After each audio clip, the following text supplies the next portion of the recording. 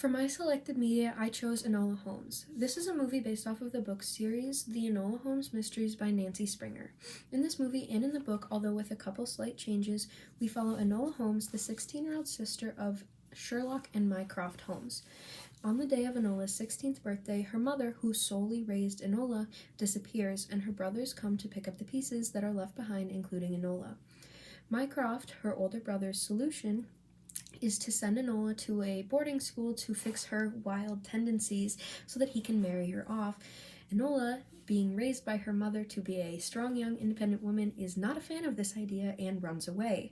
And we then follow Enola as she embarks on her own mysteries throughout the rest of the movie.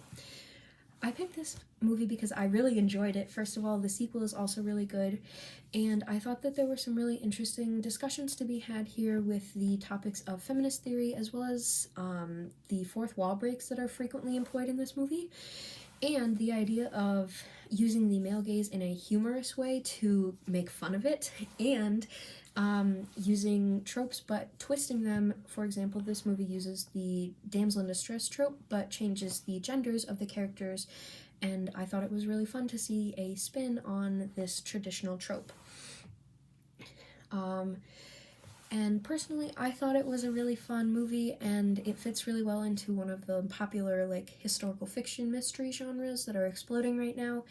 But there are a lot of dissenting opinions, and the more I looked into it, the more I wanted to hear more people's opinions on it, so I thought it would be really interesting. But overall, I picked this as my selected media because I felt that the feminist theory in here was really important to discuss, because as a woman, the dangers of performative feminism are very real, and I think that they deserve to be discussed in length. I picked 5 materials to go with the Enola Holmes movie. The first is a short article by MovieWeb that discusses the positive roles of feminism in this movie. And then I picked a YouTube video by Sally's Take that discusses the concepts and the tropes of performative feminism that are used in this movie. And then I picked a YouTube video by Maya C that discusses the usage of fourth wall breaks in this film and how they could have been done better. Then I picked an article by The Quint that discusses the increased use of fourth wall breaks, especially in women-led comedy films, and how it helps the narratives of the stories.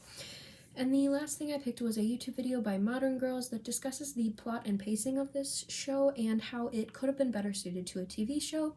It also briefly brings up the ideas of fourth wall breaks, the Artur effect that Henry Cavill has on the movie, and the concept of performative feminism that is used in the movie. I picked these pieces because I wanted to make sure that I was showing both sides of the main topics that I wanted to cover, and I thought that the videos did a really good job of quickly and succinctly explaining and had clear standpoints. And I think that it's really important to hear both sides of the arguments, because before watching some of these videos, I didn't see any of the issues that this movie had. And I know that after watching them, I definitely have different opinions, so I thought that they were good choices for making sure that both sides of the arguments were heard.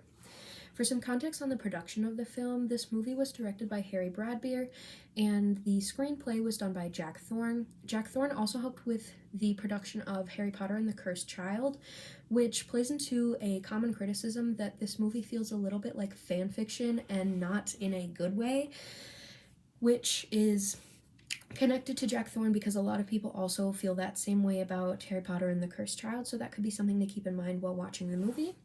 Another important idea is the effect that the auteur theory has in this movie, as several of the cast are very famous, such as Henry Cavill, Millie Bobby Brown, Helena Bonham Carter, and they all have pretty big roles, such as Henry Cavill playing Superman and Millie Bobby Brown in Stranger Things.